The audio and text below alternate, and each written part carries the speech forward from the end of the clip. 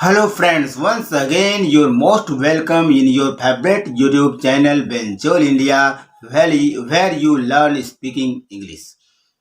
We are going to discuss about preposition in and into today. Watch it carefully and boost your speaking English. आज का हमारा preposition है I N इन, जिसका मतलब होता है मैं। आइए हम देखते हैं आज इसका कैसे उपयोग किया जाता है। इनका प्रयोग मेनली तीन संदर्भ में किया जाता है। जब किसी स्थान के साथ में का प्रयोग हो, जब किसी समय के साथ में का प्रयोग हो, जब किसी चीज का किसी वस्तु के अंदर के लिए में का प्रयोग हो। आइए आज हम इसे उदाहरण से अच्छे से समझते हैं। सबसे पहले बात कर लेते हैं समय के साथ में। समय के साथ में का मतलब यह है कि जैसे 2006 में, जनवरी में, मार्च में, सुबह में, शाम में। इसका एक उदाहरण लेते हैं। जैसे हम ये कहना चाहते हैं कि वो 2006 में पैदा हुआ। He born in 2006। वो फरवरी में गया। He went in February। वह 2024 में आएगा। He will come in 2024। अब बात कर लेते हैं जब किसी स्थान के साथ में का प्रयोग हो। जैसे वह अमेरिका में पढ़ेगा, He will study in America। मैं दिल्ली में रहता हूँ, I live in Delhi।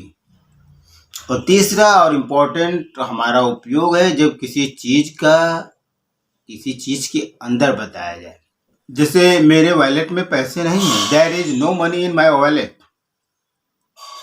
यहाँ वॉलेट के अंदर पैसे की बात हो रही है, तो यहाँ इनके लिए इनका प्रयोग किया गया। अब हमारा अगला प्रीपोजिशन जो है वो है इनटू।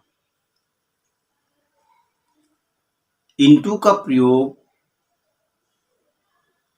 किसी व्यक्ति या वस्तु का किसी चीज के अंदर के लिए बात होती है, लेकिन जब बात गतिशील अवस्था में की जा रही हो। जैसे वह कमरे में जा रहा है, he is going into the room. जाते वक्त उसका जो है पोजीशन ये है कि वो गतिशील अवस्था में जा रहा है, इसलिए वहां पर इनटू का प्रयोग होगा। अगर मैं ये कहता कि वह कमरे में है, तो यहाँ किसी गतिशील की बात नहीं हो रही है, वो पहले से ऑलरेडी कमरे में है। तो वहां पर हम इनटू का प्रयोग न करके बल्कि जैसा मैंने अभी बताया कि इन का प्रयोग किया जाएगा। जैसे he is in the room. तो मेन डिफरेंस यही है कि जब हमें कोई वस्तु या व्यक्ति को कहीं होने या रहने के लिए में का प्रयोग किया जाता है और वो गतिशील अवस्था में नहीं है तो इन, और अगर गतिशील अवस्था में है तो इनटू का प्रयोग करेंगे। जैसे अगर मैं ये कहना चाहता हूं कि वह नदी में कूदा, he jumped into the river। यहाँ हम इनका प्रयोग नहीं कर सकते क्योंकि वो गतिशील अवस्था ये बता रही है कि वो कूदा, मतलब वो जंप करके जब कूदा तो वो जाहिर सी बात है कि वो जो है गतिशील अवस्था में ही कूदेगा।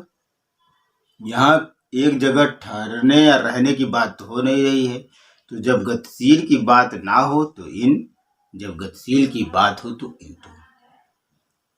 हमारा अगला प्रीपोजिशन है बिफोर। BEFORE। बिफोर मीन्स पहले के लिए प्रयोग किया जाता है और दूसरा प्रयोग इसका सामने के लिए होता है। जैसे अगर मैं ये कहना चाहता हूं कि मैं तुमसे पहले आऊंगा, I will come before you. गाड़ी समय से पहले आएगी, the train will come before time.